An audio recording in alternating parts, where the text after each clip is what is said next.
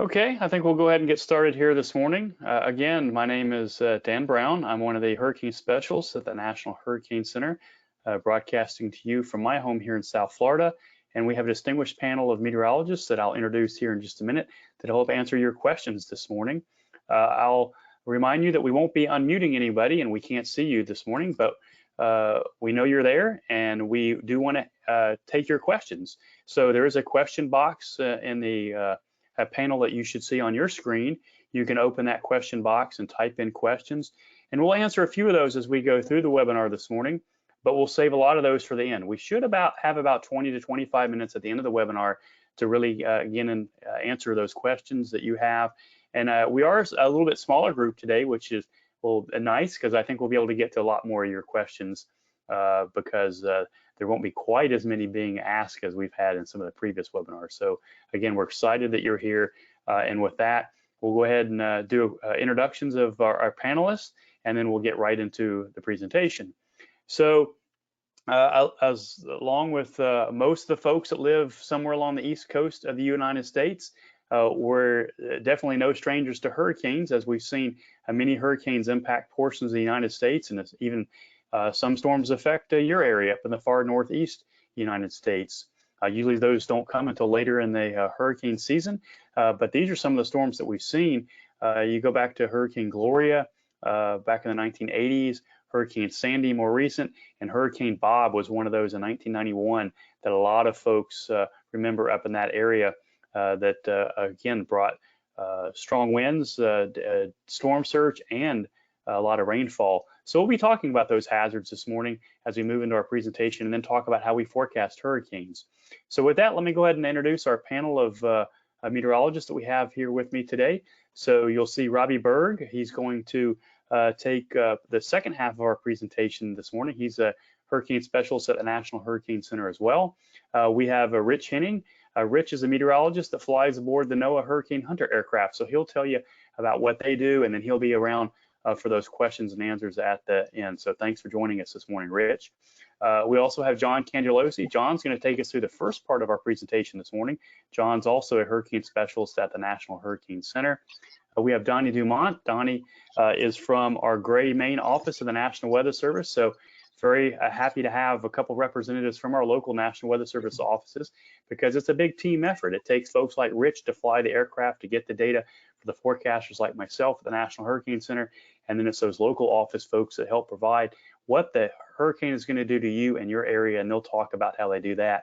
And Pat also works at a local National Weather Service office. Pat is on. He's from the Caribou office up in Maine. Both of those offices all do have coastal responsibility. Again, they cover parts of the coast, and of course also those inland areas where we can see some of that heavy rainfall. So we'll talk about that during our webinar this morning. I'm also joined by Andy Latto. You don't see Andy at the moment because we can only put up 6 webcams at one time, but Andy is on, and Andy's going to help me moderate the questions and answers at the end. So with that, I'm going to throw it right over to John so we can get right into our presentation this morning. Yeah, thanks, Dan, and good morning, everybody. Thanks for joining us today. I know in New England, you're probably not yet thinking about hurricanes, but hurricane season is not far away, and you'll learn that. So it's a good idea to start to get ready.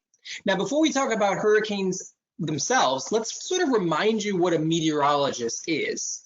Now, a meteorologist is someone who studies or forecasts the weather for their job. And you'll speak to a whole bunch of different types of meteorologists today. Now, the bottom line for everybody listening, if you're interested in math and science and you have a fascination about the weather, I think you have what it takes to be a future meteorologist. So keep that in mind if you find all of this information today interesting. As Dan mentioned, since this is a small group, ask all the questions you want because I think we'll have time to get to a bunch of them. Now, we want to tell you about our jobs first at the National Hurricane Center. And let me say greetings from Miami, Florida. Even though we're in our homes, that's where the National Hurricane Center is located. And although we're not at the center, I think it'd be really cool one day for us to be at the center showing you around. I want to show you and give you a feel of what it looks like both on the outside and the inside of our facility. First, let's take a look at the outside. Here's a couple of pictures of our building. And you might look at these pictures and say, well, it's not very pretty looking. And yeah, I would agree, but the building is very, very strong. It's made of concrete and steel, and it's designed that way to keep us all safe working in that facility, even if a big hurricane comes to South Florida. Now, at the National Hurricane Center, everyone, we have big jobs. We forecast for tropical storms and hurricanes over a really large area, generally from the coast of Africa all the way west into the Pacific Ocean to pretty close to Hawaii. So it's almost never really a quiet day during hurricane season for the National Hurricane Center. Now, in addition to forecasting hurricanes, we have another important job there at the Hurricane Center. We also tell boaters, big ships, and other people who spend time on the ocean what the weather's going to be like. So if you ever decide to go out on a cruise, or you like to go offshore fishing, or if you know someone that works out to sea, like on an oil rig or on a boat or something like that, it's really important that you know the weather information, specifically how strong the winds are going to be and how high the waves are going to be. And at the National Hurricane Center and at other centers across the Weather Service, we're providing marine forecasts to hopefully keep everyone safe when they're out to sea. Now, you might have also heard of the National Weather Service. And you might be thinking, okay, the Hurricane Center's in Miami, but where is the Weather Service located? Well, the good news about the Weather Service is they're located just about everywhere across the United States. There's 122 local weather forecast offices scattered around, just like you see here on the map. So there's a good chance that you don't live very far from one of these locations. And today, as Dan mentioned at the beginning, we're lucky enough to have two forecasters with us today from these Weather Service offices. And the first office we're going to go to is the Gray, Maine office in southeastern Maine. And let's pass it over to Donny, who's going to tell us what he does at this office. All right, thanks, Sean. Yeah, my name's Donny Dumont. I work at the Gray forecast office in Maine. And if you don't know where Gray is, it's about 10, 15 miles north of Portland, Maine. So in general, we are your day in, day out weather forecasters. We forecast in this office of all of New Hampshire, and we also do Western Maine and Southern Maine. That map you can see is our area that we forecast the weather for. So like I said, up here, we pay attention more to winter weather and such forth like that. So we coordinate with the National Hurricane Center down in Miami, because they're the experts when it comes to hurricane forecasting, and they're the expert meteorologists on that. So we depend on them to give us the guidance and help us out on these unique storms for the upper parts of New England that we don't get that frequently. So what we do essentially, we work in tandem. We take their guidance, their forecast information, and we tailor it for our needs in New England, because we know our area well. We know which parts of the coast will get flooded. We also have to deal with the inland flooding threat, which is a really big deal, because as people know, we have the White Mountains, we have the Western Maine Mountains, so that really heavy tropical rain can lead to a lot of flooding and such forth. So you can't just think of hurricanes as just wind. So there's also the heavy rain aspect, and there's also the coastal flooding, which people are really used to during the nor'easters up here. When the snowfall and stuff like that, if you live on the coast, but also we can get that flooding in the summertime. So that's really what we do here. We do other things about upper air launches and such forth, but I'll pass that on to Pat and let him talk about that part. Yeah, thank you, Donny. And a beautiful shot of your building here with a rainbow going around it. Very nice. All right, let's go to Pat now, and let's head up to Caribou. So, Pat. Hi, I'm the meteorologist-in-charge up at the Caribou Weather Forecast Office, and we service northern and eastern Maine. If you don't know where Caribou it is, it's almost up in the far northeast corner of the state. It's the farthest most northeast city in the eastern United States. It issues weather forecasts and warnings, as I said, for northern and eastern Maine. We mainly deal with snow. Matter of fact, had a little bit of measurable snow this morning up here. We have a staff of 22 meteorologists, electronic technicians, and support personnel who work to keep us going 24 hours a day, 7 days a week. So we're constantly looking out for you and any weather concerns which could be impacting you. We coordinate with the Hurricane Center when needed during the tropical season. As Donny said, we rely on their expertise for where the storm is going, how big is it going to be, and what sort of broad scale impacts we're going to have. And then like Gray, we also apply our local expertise to sit there and fine tune that message locally, focusing on, hey, where is it, the coastal flooding going to be worse? That inland rain threat, where are we going to see some inland flooding potential? And then also, you know, where the wind impact, because winds here, given our trees with full foliage in summer, can bring down a lot of trees and a lot of power issues along with that. And that's usually our big impact from winds. You know, so that's what we do up here in Caribou. You know, we also do the balloon launches, supplemental launches in coordination with the Hurricane Center, so we can have balloons going up to 4 times a day in support of just finding out how that environment is to help figure out where that storm is going if it's headed up towards this part of the country. Thank you for that, Pat. And everybody listening, if you have specific questions about weather in New England, Pat and Donny are your go-to guys today. So feel free to ask them questions in the chat box or in that question box that you see there. All right, so let's talk about hurricane science a little bit. Now, what you see here on the screen, hopefully, is an animation of a satellite picture, satellite animation of Hurricane Harvey from a few years ago that struck Texas. Now, when you look at this animation, what catches your eye? I bet it's this big hole right here in the middle, am I right? That's called the eye of the hurricane. And the eye of the hurricane is a really weird but amazing place. As guess what? In the middle of a hurricane, it can almost be completely calm and sunny, almost like it's a nice day. But the reason it's weird is because right around the eye, in this zone here, is called the eye wall, where you don't want to be, where the weather is the worst, where the winds are the strongest, the rain is often the heaviest, and unfortunately, where the damage tends to be the worst. Beyond that are the rain bands that are all spiraling around the center. And the winds can be really gusty in the rain bands, and there could even be some tornadoes that form. And we'll talk more about tornadoes throughout the webinar. Now, this is what a hurricane looks like in what we call a very mature state. And it's unlikely that you're going to see a hurricane that looks like this in New England. But just for a minute, I want you to take a look at this and really just appreciate how amazing and really sometimes even beautiful a hurricane is. Mother Nature really does produce some amazing things. But when a hurricane comes to your area, it's really far from amazing or beautiful.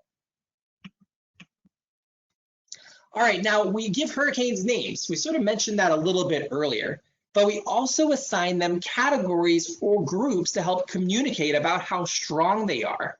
Here's how it works. Decades ago, these two men worked together to design this scale. Herb Saffer, who was an engineer, and Robert Simpson, who was a meteorologist, worked together to design what is now known as the Saffer-Simpson Hurricane Wind Scale. This scale only tells you how strong the winds are of the hurricane.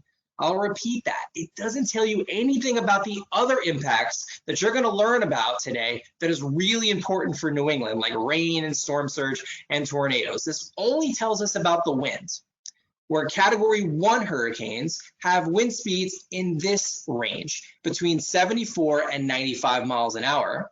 And then as the categories go up, the wind speeds get higher. And by the time you get to a Category 5, the winds are tremendously strong, where they're 157 miles per hour or greater. Now, we do have another category of hurricanes that we call major hurricanes. These are Category 3s, 4s, and 5s. Now, these are really unlikely to happen in New England, but I'll show you where these major hurricanes go right now. Each line you see here on the screen indicates the path of one of those major hurricanes. Where the lines turn yellow, that indicates where the storms were when they're at their strongest based in history. And this history that we know of in the Atlantic Basin goes way back to 1851. Now, first, I want your eyes to be drawn to the yellow lines. And I want you to focus on where all of these yellow lines crisscross. Those are the major hurricane paths. So if you look closely, I'll go back. If you look closely, you'll see the lines sort of focus right here in the Gulf of Mexico, across South and Central Florida, where a lot of us are talking to you today live, and then across the Bahamas and into the Western Atlantic. This zone right here that I'm circling is the area that has seen the most damaging and most destructive hurricanes that we know in history. And fortunately for many of you, you don't live in that zone. But if you look, take a bigger look, you'll see that hurricanes go a lot of places across the Atlantic, generally across the western half of the Atlantic, close to the United States and all across the Caribbean. So let's take a closer look where many of you live today. And we'll go state by state, starting in Connecticut and Rhode Island. Each one of the lines you see there indicate the path of a tropical storm or a hurricane all the way back since 1900. Where the lines turn orange, or sometimes red, indicates where the storms were strong, and where they're green indicates where they're weaker. For Connecticut and Rhode Island, you can see lots of paths, lots of storms in your history. Most of them, for Connecticut, move across Long Island first, but for Rhode Island, every once in a while, you can see a direct hit. Heading further north to Massachusetts and New Hampshire, lots of storms have passed through Massachusetts. And for that state, we're very much concerned about the eastern half, especially the Cape Cod region, as it's sort of sticking out there in the ocean. For New Hampshire, it's a lot harder to get hit directly, as you're sort of tucked in along the coastline. But as you see, still lots of storms have affected your area, especially indirectly. And our last stop, where Donny and Pat are in the state of Maine, you might not think about hurricanes in the state of Maine, but history shows us that you can see hurricanes, especially some of the indirect impacts, like rainfall and even tornadoes. All right, let's test your hurricane knowledge. You didn't think we were going to just let you sit there the whole day just listening to us, did you? No, we want to make this interactive. So let's see how much you know about hurricanes already. Here is your first quiz. Now, after I read this question, everybody, you're going to see a pop-up appear on your screen. And what we want you to do is actively vote. So select what you think the correct answer is. Are you ready? Here is your first quiz. When is the Atlantic hurricane season? Do you think the right answer is A, May through November, B, December through April, C, June through November, or do you think it's D, all year long? All right, I believe now the polling is open, so please vote right there on your screen. Yeah, so John, I did open the poll. Folks should be able to see it. It should be a pop-up. We've had some trouble with not everyone seeing that, but hopefully you see a pop-up that you can vote in. And we've had some questions come in, so good questions. A couple of those I said I'd save for the end, and a few others we've been answering. So just a reminder that you can type in those questions as well. Looks like just about everyone has voted now. I'm going to close the poll here in just a second. And I'll see if I can share the results. And looks like most everyone either said June through November or May through November. I think those are both pretty good answers. And I'll let John, you cover what the answer is.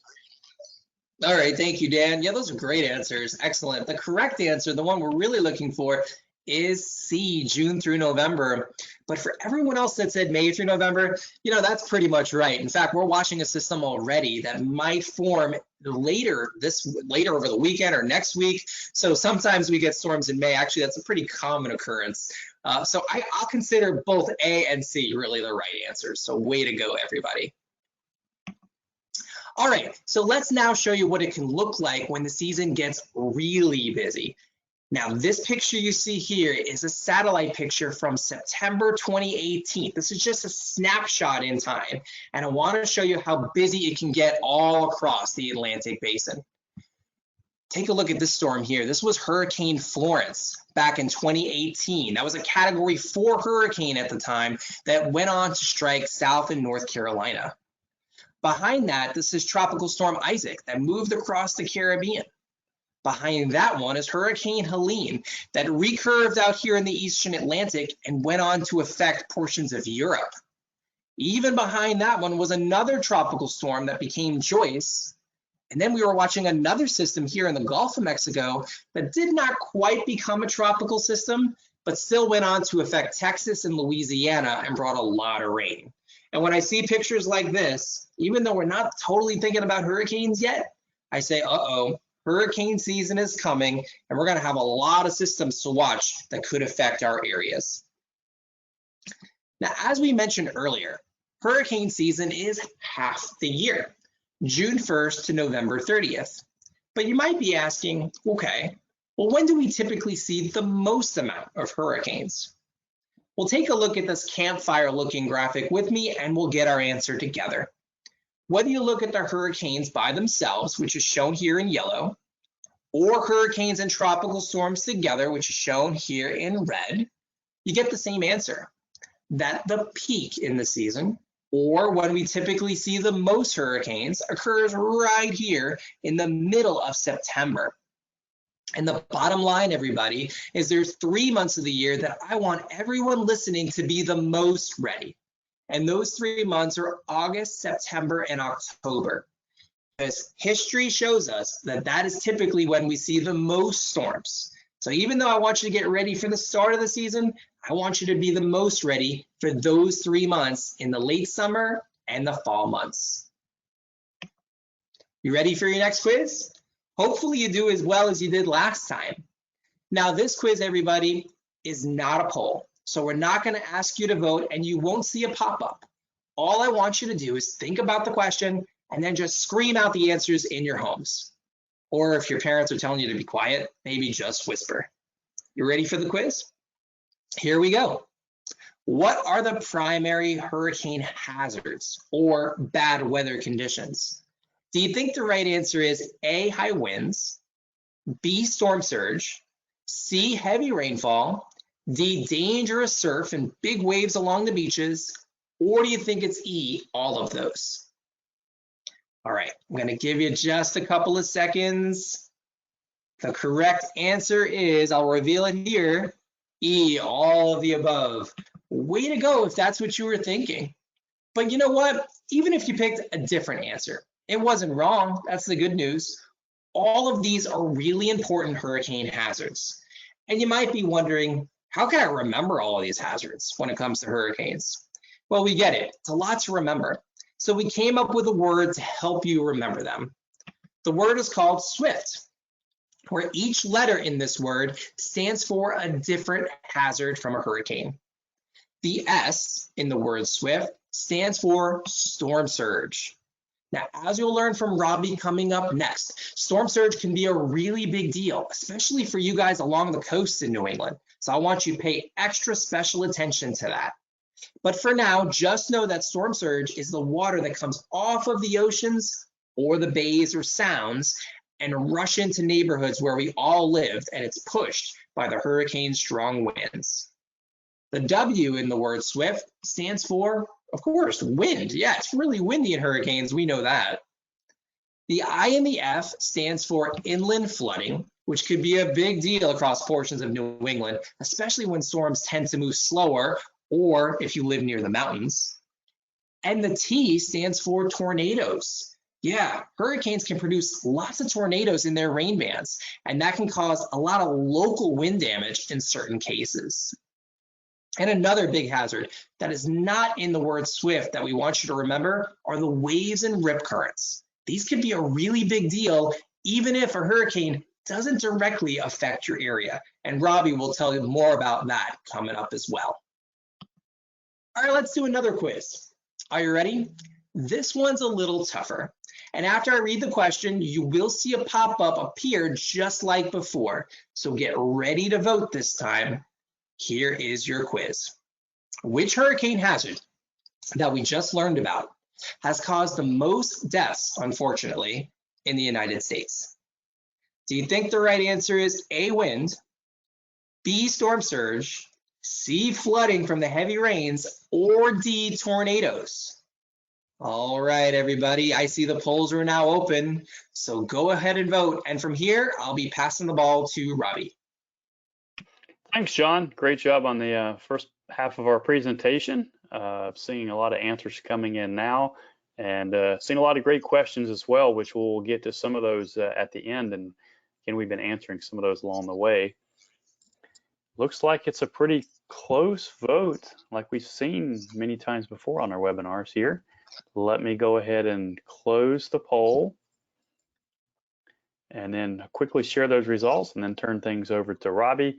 So it looks like we had about 43% of the people say flooding, 31% said storm surge, 23% said tornadoes, and just a small handful of 3% said a wind. So let me close that poll and send it over to you, Robbie. Okay, thanks, Dan. Let's wait to see. Okay, I think the screen should have popped up. Hopefully you can see it. So here's the answer that was just asked, and you're asking yourself, what's the correct answer? Well, it is B, storm surge. So of all those hazards that John was going over, that's the one that unfortunately has caused the most deaths in the United States. Now, I will say that most of the deaths from storm surge in hurricanes come from other parts of the country, such as the Gulf Coast of the United States, Florida, the Southeast Coast. Not quite as many up in New England, probably more from the inland flooding. But when we look at the whole country, storm surge is the one that does cause the most deaths. Now, good job on that answer, because when we talk to adults about hurricanes, most of them think that it's the wind that is what kills most people. And yes, the wind is important when in hurricanes, because the wind can be pretty strong. And when it's really strong, it can do some weird things, as you see here on your screen, where sometimes we can have these wood planks or 2x4s that go through the trunk of a palm tree. If you live down, say, in our area in Florida, can also cause a lot of damage to some structures, some buildings. So yes, the wind is really important. But the good thing about wind is that we, as human beings, can go into sturdy structures and get away from that wind. We can be protected. So that's why most people don't die from the wind, because there are places we can go to get away from it. Unfortunately, it's the water that we're most concerned about. And that's water from the ocean, which is the storm surge, or it's water from the sky, which is the rainfall that comes down in hurricanes. And when we get a lot of rain in these storms and it floods areas like you see on the screen here, that becomes dangerous, because it's very hard to get away from the water if you stay in your home in an area where you might be vulnerable. So for that reason, we tell people to evacuate or get away from the coastline if we think there's going to be a lot of storm surge, or if we think there's going to be a lot of heavy rainfall and flash flooding, then we'll warn people. In fact, Donny and Pat's offices will put out flash flood warnings when they think that there's going to be a lot of heavy rainfall over a short period of time. So I really want everybody to think about the water in storms, not just the wind. And why is that? Well, unfortunately, if you look at this pie chart that's going to pop up on your screen, what this is showing you is the percentage of deaths that have occurred in the US from hurricanes and tropical storms based on what the cause was. So what do you notice here? Well, look at storm surge. Storm surge accounts for about half of all deaths in the United States from these tropical systems. But rainfall is not too far behind. All of that rain that falls from the sky, if it causes flooding, about 27% have been from that. In addition to the rainfall and storm surge, we also get heavy surf conditions along the coast that causes 6% of deaths. And then even offshore boaters. Sometimes somebody will be out on a boat offshore when a hurricane hits, and they might unfortunately get caught in the storm. And if the boat sinks, they could drown. We have seen that in the past. So if you add up all of the water-related deaths, you'll see that about 9 out of every 10 people that die in a tropical system die from the water, not the wind. So hopefully this shows you why we don't want you to just think about the wind. We also want you to think about the water in these storms. So what can the water do? Well, let's take an example of an intersection in New York City, in Manhattan. This is the East Village part of Manhattan. You can see this is a picture on a nice day. You got people walking around, you've got cars driving by, and I'm going to show you an image from the same intersection when Hurricane Sandy hit a couple of years ago. This was back in 2012. And when I show you that picture, I also want you to focus on this storefront here in the corner of this building that has the red doors. So I'm going to go to the next slide, and what you're seeing is the storm surge from Hurricane Sandy. So what happened in Sandy is that Sandy was really big and it had strong winds. And those winds from the storm pushed the ocean water from New York Harbor onto the city streets of New York City. So all of that water you see there on your screen is actually salt water. If you were walking around in that, which we do not recommend, we do not want people doing that. But if you happened to have been there, you would have seen and been able to tell that that was salt water, not water from the sky, not fresh water. So all that water had come in from the harbor. And again, there's that storefront there at the corner of the building, a little bit darker, but you can see those are some red doors there. So look how high that water came up the doors. Also, you have cars that got caught where the water was about halfway up those places as well. So again, you can see why with storm surge, if we think it's going to happen, we want people out of that area. We don't want them getting caught in those floodwaters. So when we work with city officials and state officials, they will ask people to often evacuate if we think this sort of condition might occur. In addition to the storm surge, sometimes what you can get is very high and strong waves on top of the storm surge. So for the same storm, this is still Hurricane Sandy that we're looking at, but instead we're looking down the coast of New Jersey. And they had very high storm surge there as well. But in addition to the storm surge, there were a lot of waves. And what those waves did is it actually knocked houses off their foundations. And you can see here on the beach that those houses got knocked around. There's a lot of damage. And it shows you again why we don't want people in those houses when there is a storm surge event from a hurricane. So this can happen in New England as well. If you take places like Martha's Vineyard, Cape Cod, Nantucket, even up the coast into Maine. I remember even from Tropical Storm Irene along the Connecticut coast, Long Island Sound, there was some bad storm surge damage. So New England is it is still prone to seeing this type of damage, unfortunately, and that's why we want people on the coast to be ready. So that's the storm surge and the waves from Hurricane Sandy. Okay, so we've been talking about salt water from the ocean. Now let's turn our attention to the fresh water that falls from the sky, the rain. So what you're seeing here is an image of Interstate 10 in Houston, Texas. So we're visiting our friends way down south in Texas. And this is on a good day. See the traffic's flowing, no problems, it's sunny. But now I'm going to show you is an image, same interstate after Tropical Storm Allison in 2001. Notice how I said tropical storm, so I didn't even say hurricane. The winds in this hurricane, or sorry, this tropical storm, were not strong. Actually, it was just barely a tropical storm, and we were able to name it because the winds had gotten to 40 miles per hour. But what happened is Allison produced a lot of rain in the Houston area, and it sat there for many, many days. And after it did that, that rain had nowhere to go, and it actually ended up filling up the interstate. And so what you should be seeing on your screen now is that same interstate with all of that flooding rain. And what do you notice? Well, look at all those tractor trailers that got caught. So there were people driving their trucks, driving their cars, and the rain and floodwaters came up so fast that they couldn't escape those floodwaters. And there were probably some truckers that had to be rescued because their truck got caught.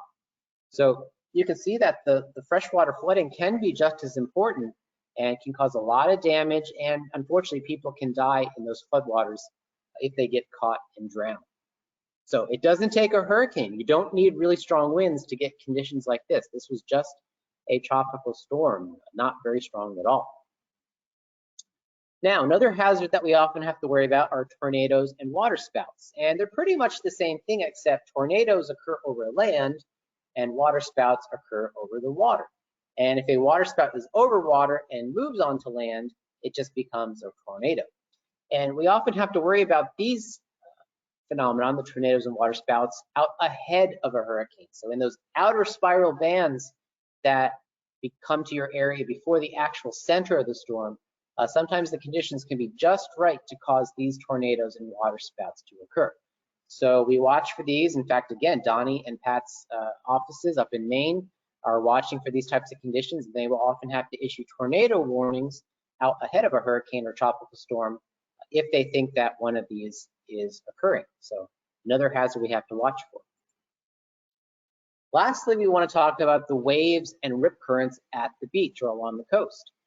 You'll notice that you can get different types of conditions. You can either just get these really strong waves that hit rocky areas that can kind of boost up there into the sky, and if you're standing on the rock, you might get washed out into the ocean, and that's never a safe condition. Also, we often worry about rip currents. If you've ever gone to the beach, and maybe unfortunately you may have gotten stuck in one of these where it's a channel of water that pulls you out into the ocean away from the beach. So unfortunately, if you get caught in one of those, we tell people to swim parallel to the beach. Don't swim with the current, swim opposite or away from it on either side, and that gets you out of the current into calmer waters so that you don't get tired. If you ever go to the beach, we want you to watch out for some of these colored flags, and they'll help you know whether or not there's some bad rip currents that day. Anyway, the reason we're showing you this is because oftentimes you don't even need a hurricane to make landfall in your area. It can be way out over the Atlantic Ocean, but it produces waves that reach the shoreline and can cause these hazardous conditions. So it can be a sunny day at the beach, and yet you can still have these dangerous rip currents. And we want you to be aware of those kinds of conditions by watching out for these flags that are near the lifeguard stands at the beach. Now, we've talked about the hazards with storms, but you might be saying through all this, how do you actually know how these storms move? Where are they going? How strong they're going to get? Well, there's many different tools that we have that we use to decide or figure out and forecast where the storms are going. So we have a lot of observations that we take from land stations, from ships that are out at sea, from buoys that are floating offshore. We all have these types of observations near us, and we're watching these all the time to understand what's going on in the atmosphere.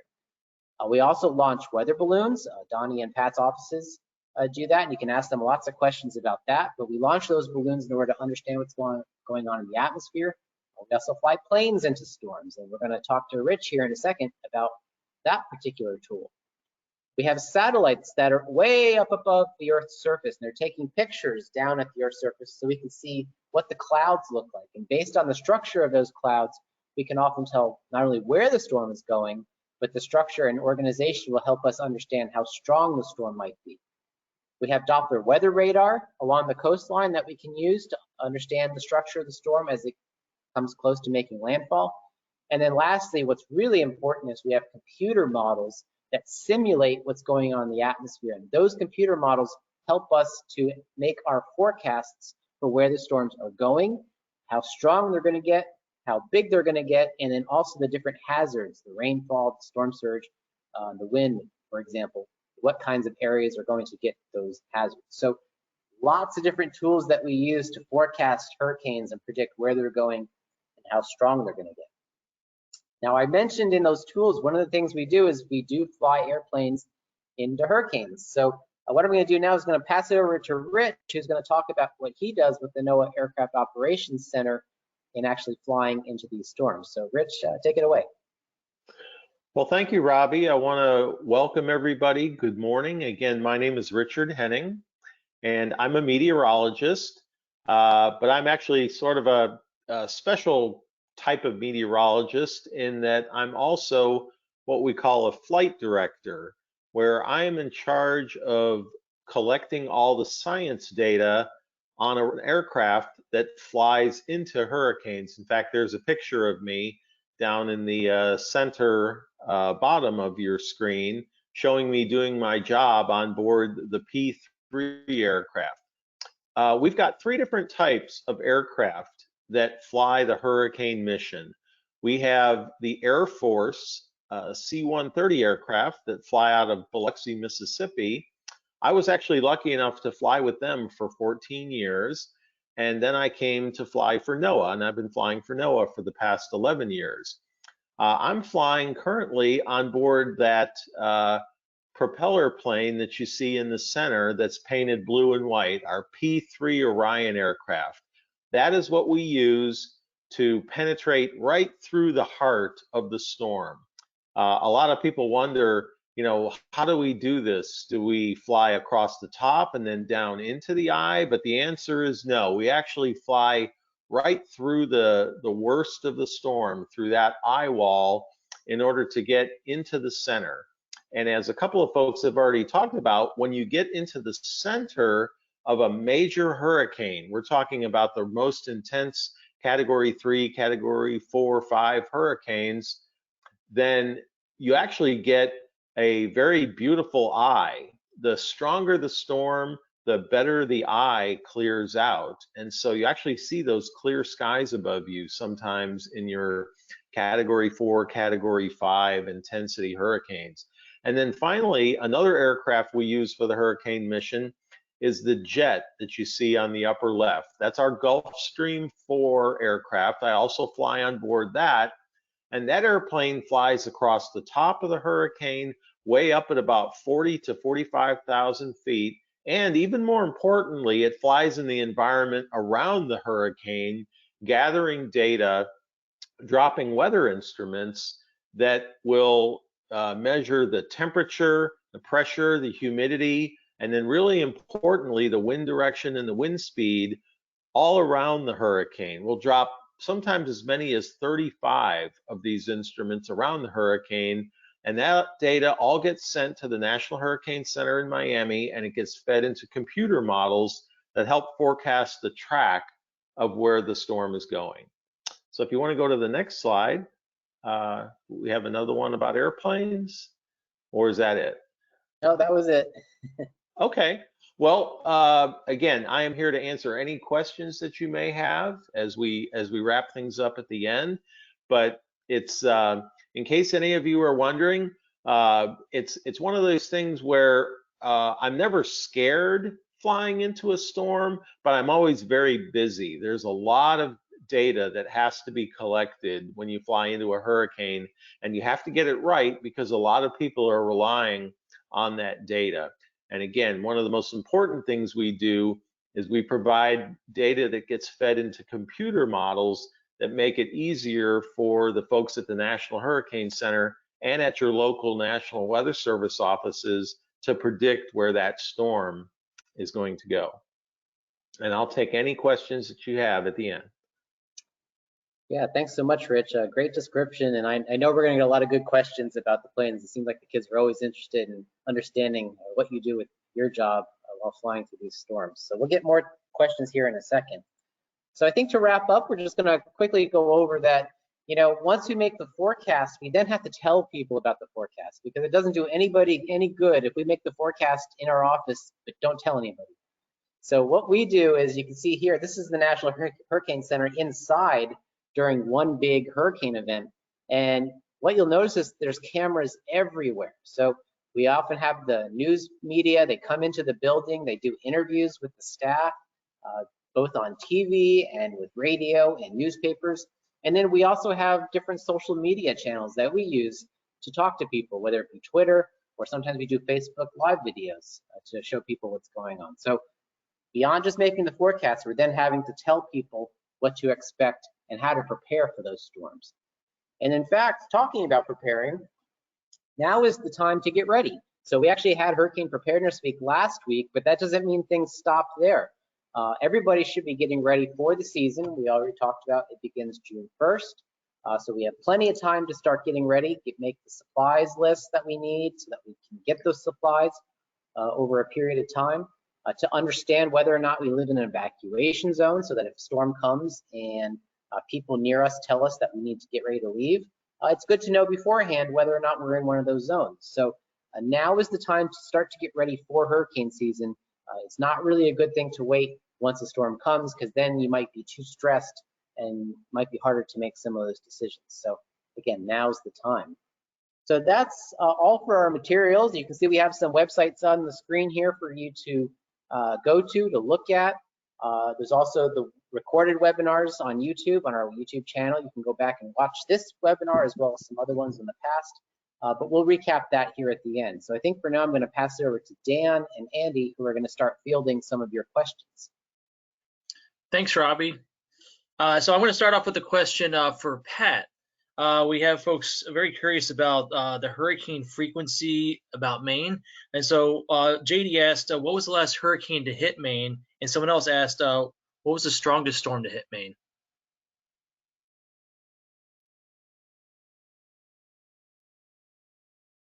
I think I forgot to turn on the mic. I think the answer is one and the same. In that last hurricane, and I think the strongest storm to impact Maine was Hurricane Bob back in 1991. You know, recently we've been brushed by a couple of tropical storm impacts up here with Arthur in 2014 and Dorian last year, but the last hurricane I think was Bob. Yeah, and I can add on that.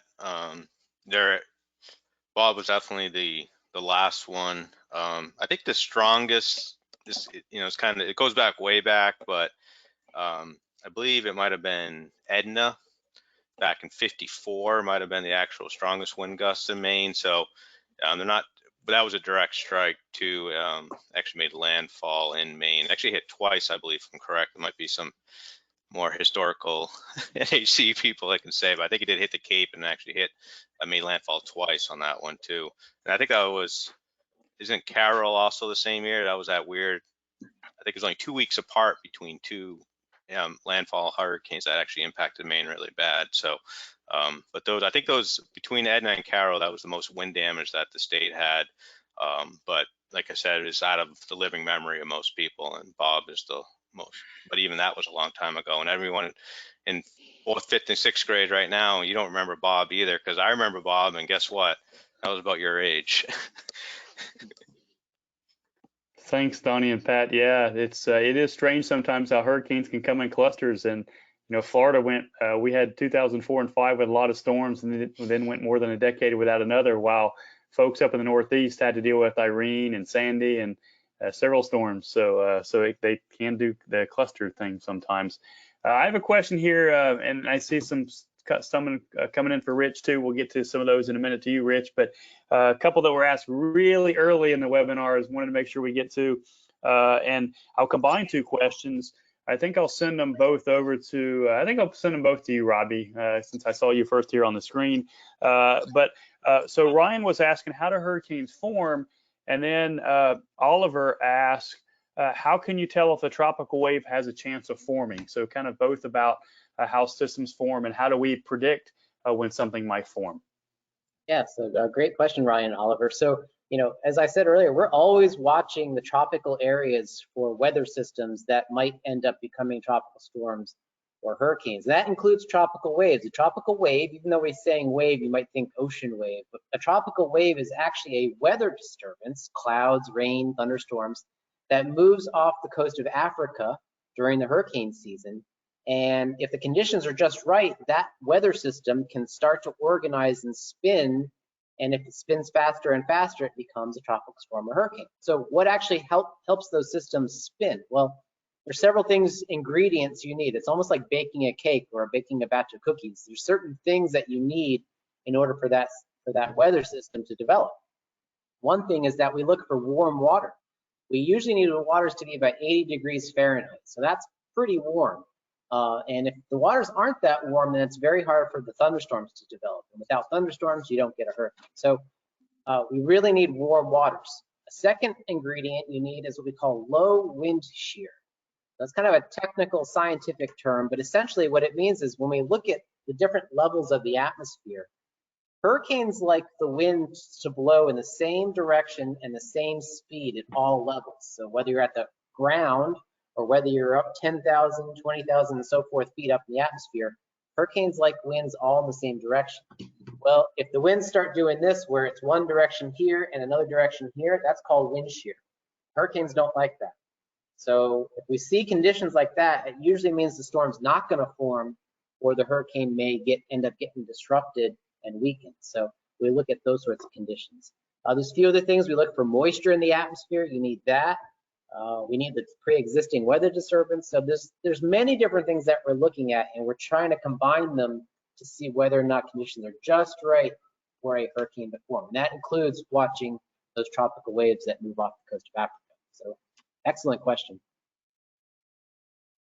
Thanks, Robbie. The next question I have is for Richard.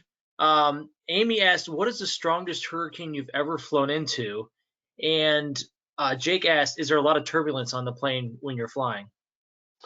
Well, the strongest hurricane I've ever flown was Hurricane Katrina back in 2005. I think a lot of people have heard of Hurricane Katrina, and it's one of these things when you're a hurricane hunter, meteorologist, it's kind of like climbing Mount Everest. I just happened to be on the schedule when Hurricane Katrina was intensifying rapidly from a Category 3 hurricane to a Category 5 hurricane south of New Orleans early in the morning on Sunday, August 28th, 2005. And it was a very violent ride. It was extremely rough. Most hurricanes aren't that bad. Some hurricanes aren't any worse than a rough commercial airline flight where the seatbelt light is on and you can't move around and the flight attendants aren't serving snacks or drinks. Some of them aren't any worse than that, but others can be very, very turbulent. A lot of times it depends on what stage of the development of a hurricane you get into. It tends to be that when they're in the process of rapidly intensifying, getting stronger, that's when they tend to be more turbulent and more bumpy. Thanks, Rich. I have a question here. The first part I was going to send over to you, John, but then expand upon and ask Donny and Pat to weigh in. But it's a really great question from NOAA. And it says, if Hurricane Sandy was so weak, why was the damage in New York and New Jersey so strong? So I was going to ask you about that. And to me, I would equate a lot of that to being the storm surge threat. But then Donny and Patty, you can think about, and we'll send it over to you next, is maybe talk about a storm like Irene, in which it also wasn't very strong by the time it reached the Northeast U.S., but it also produced a lot of damage inland with the flooding. So first to you, John, then I'll send it over to Donny and Pat next. Sure, Dan, thank you. Oh, what a great question. You're right. Hurricane Sandy officially was a Category 1, so you might hear the category and say, well, it wasn't very strong. Like you said, it's kind of weak, a lower number, but there's way more to hurricanes than just the category. What we want most people to think about are the impacts that we when it comes to storm surge and rainfall. So the reason Hurricane Sandy was so bad was it was really large, and then it took a strange angle to the coast and caused just a lot of storm surge, a very vulnerable, high population area. And that's what made it so bad. The bottom line is we can't pay too much attention to the category because there's more going on than just the wind. So from here, I'll pass it to Pat and Donny. I happened to be at the New York office during Sandy, and you're absolutely right. Storm surge was the big issue there. That odd angle brought in the highest water levels seen on Staten Island in quite some time. And so we had quite a bit of a storm surge flooding there. Then, of course, along the Jersey coast. So size, and it just, you know, that weird northwest track that far north that really brought that much damage from Sandy. And then I'll let Donny handle the inland flooding, since that's a big issue for you up there in Gray. Right. Yeah. So Irene was 2011. That was in living memory of most people. Not still, if you're young, no. But yeah, it's most people, they think hurricanes, they think tropical storms, they just think ocean, storm surge. They just always think about the coast, but that is not the case, especially. And Robbie kind of mentioned this, but most of the fatalities, especially in New England, are actually due to the inland heavy rain threat. So we like to call it ecosystem. So if you go walk outside in the woods, in the White Mountains or anywhere in the Appalachian chain, you're not seeing palm trees. The soil's different. We have a lot of rocky, meaning that we can't handle 10 inches of rain in a day. Like down south, they're going to have some problems with 10 inches, but it won't be as bad, I guess you could say. But once you get 10 inches of rainfall in a day in our ecosystem with our mountains, all that water, it's just not built to handle that much rain, tropical rain that comes down really fast. And that's when we have all those, really, really big issues. So the key point is, like everyone's saying, is don't pay attention to it's hurricanes, to tropical storms, to Cat 1s, to Cat 2s, to Cat 3.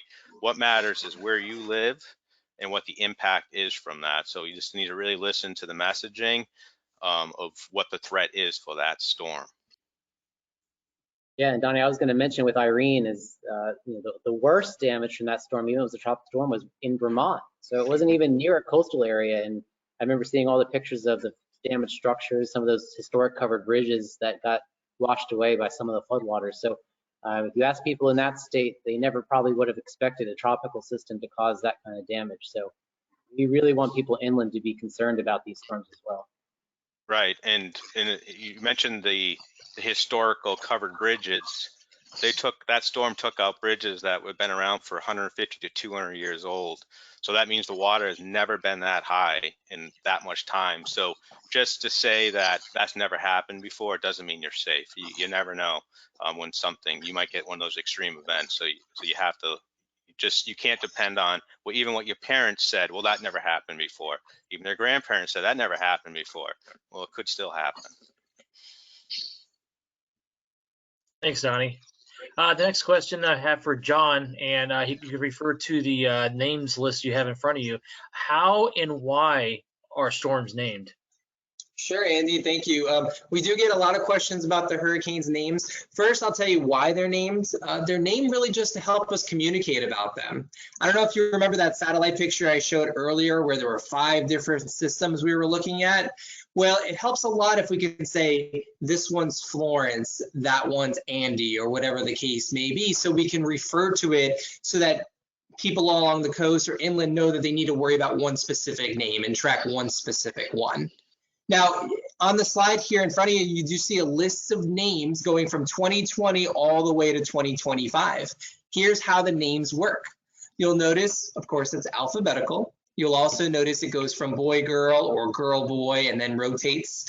And we, at the Hurricane Center, will watch these systems, and if a system reaches a threshold of becoming a tropical storm, we will assign it the next name. And we'll use this list for the next several years.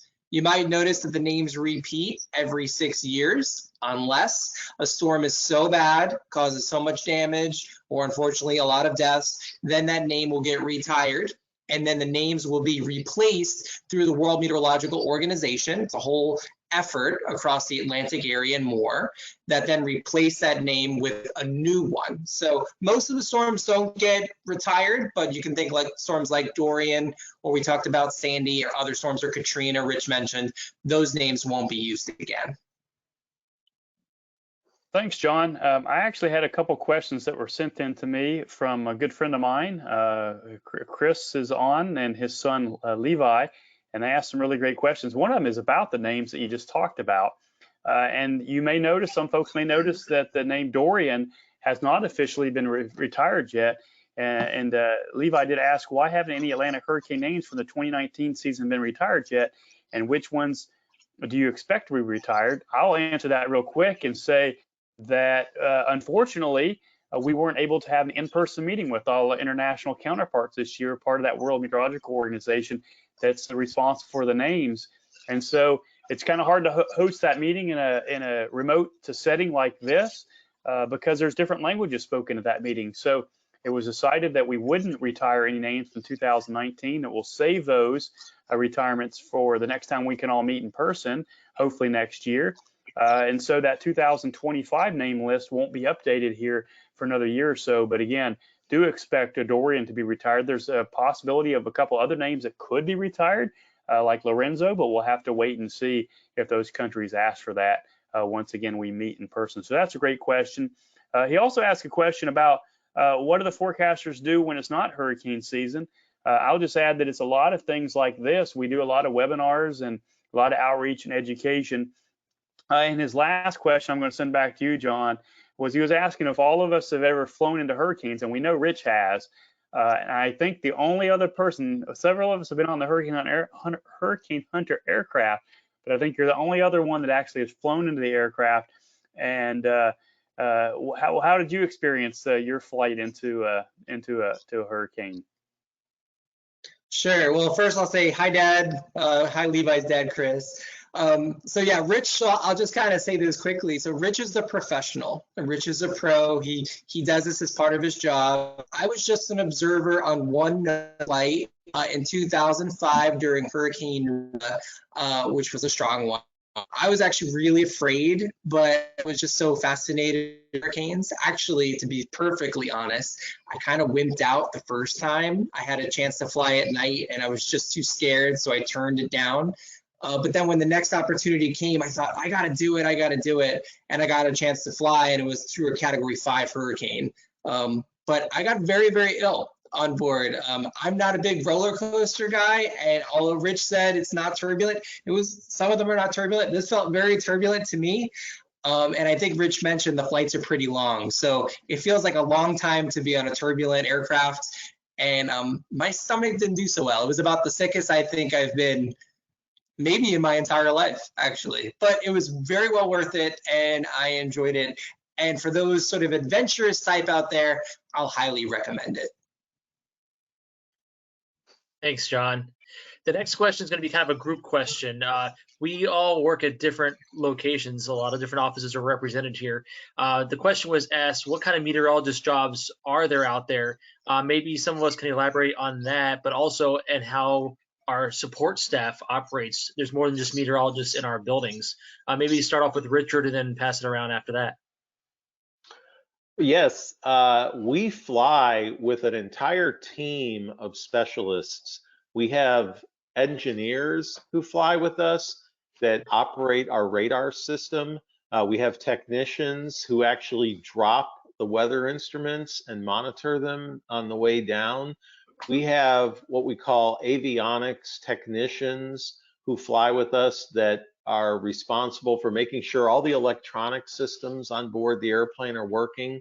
So if you aren't particularly interested in meteorology as a science, but you're interested in being an engineer or some sort of an electrical technician, there are jobs in NOAA with the hurricane hunters that will involve flying into a hurricane. So you can do the job without being a meteorologist. Yeah, I was going to mention too that there are other types of science that you can get into if you're even in, you're interested in hurricanes, but you don't necessarily want to do weather forecasting and meteorology. But we have to work with oceanographers. I think we talked a lot about how water temperatures and storm surge are important. So if you're into oceanography, that's always important. We actually work with geologists because you think about things like storm surge, how it makes the beach change its shape and things like that. So we do work with the U.S. Geological Survey a lot when it comes to these storms. So it's not all just meteorology when it comes to hurricanes. A lot of different other sciences come into play as well.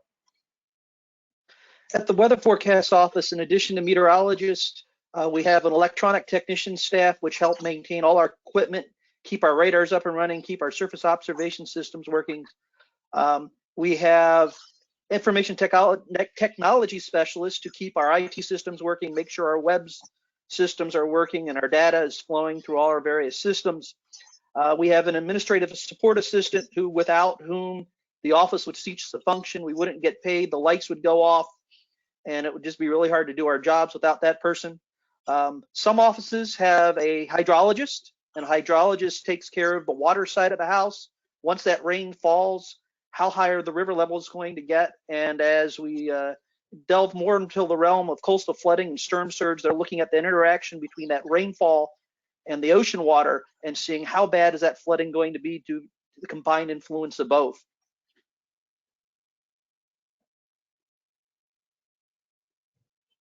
Thanks, Pat. I was just trying to go through some of those final questions. I know we've gone past just a little bit and saw one comment where one of the students had to go to another class or Zoom session. So thanks for joining us, and realize others need to go here soon. I will add too that, what we were talking about is that too, Rich, and you can comment maybe, is that there's also a lot of women in science. So you see all the men here today, but I think we all work with a lot of females in our various offices, and we've had Nikki Hathaway, one of your coworkers, on the last several webinars, and she's one of the onboard meteorologists. And just, I think in the last year or two, we had an all-female flight crew on one of your missions. So yeah. Again, I want to make sure we encourage all the young ladies out there to get into science as well. So I don't know if you have any comments on that, Rich. Yeah, absolutely. What Dan's talking about is that our G4 high altitude reconnaissance hurricane hunter plane, we've had several missions now over the last couple of years where we've had either 2 or 3 women acting as pilots up in the front of the plane. So out of all 3 pilots, all of them were women on several missions. We also have women who fly our P3 aircraft. So the days of somebody telling you that you can't do a job because you're a girl, those days are over. especially when it comes to science, when it comes to aviation. You can literally do anything you want if you work hard enough and you study hard in school. And Thanks, to add to Rich. that, Yeah, go ahead, Pat. to add to that, Dan, I just hired within the past 6 months 3 new meteorologists, 2 of which were women. So I just want to encourage all the young ladies out there who are interested in science, not just meteorology, but any science or technical field, to go for it. The opportunities are there, and we are hiring people who are qualified regardless of sex or anything as fast as we can. So the opportunity is out there. Just go for it. Yeah, now, well, Pat, I'll ask you that too. You know, as a meteorologist in charge, as someone that gets to hire folks, you know, what are things, folks? I know this is a young age, but what are folks that as they get older in their college, you know, middle school, high school, and then college career, what should they be doing, and how can they maybe stand out? Because we know the competition can be tough. Well, you're going to have to take your calculus and your physics courses, your meteorology courses, but we're also looking for things like, were you involved with the weather service or some sort of forecast organization, say at your school? We look for, you know, if you got a job, if you're not right out of school, did you get a job in the field, and how are you performing in that job? You know, so we're looking for a well-rounded, diverse group of people. You know, it doesn't matter who you are, it's what you've done and that potential that you show. So be active, be involved as you can be. Join the student chapter of the American Meteorological Society. All of that is just makes you a well-rounded candidate for a future job on the Weather Service or elsewhere. Thanks, Yeah, Pat. one of the things I would really like to stress to anybody that's in 4th, 5th, 6th grade is take as much math as you can in high school before you get to college. That will make your life a lot easier in college when you're studying the really hard math classes. Yeah, great advice. I remember a lot of those math classes. Whew, it's been a little while for me, but I have kids that are starting to head into that now. My daughter's in high school, and it brings me back to some memories. So with that, I think we've gone over, I think, far enough. I was going to try to squeeze in one more question, but I think we do have to let folks go. So again, thanks a lot for joining us. I was going to turn over to Robbie. He could tell you where to find the recordings. But again, hopefully everyone enjoyed it. We answered a lot of your great questions today. I know there was more that we didn't get to, but again, thanks so much for joining. I'm going to sign off, let Andy pop back on, and I'll turn it over to you, Robbie.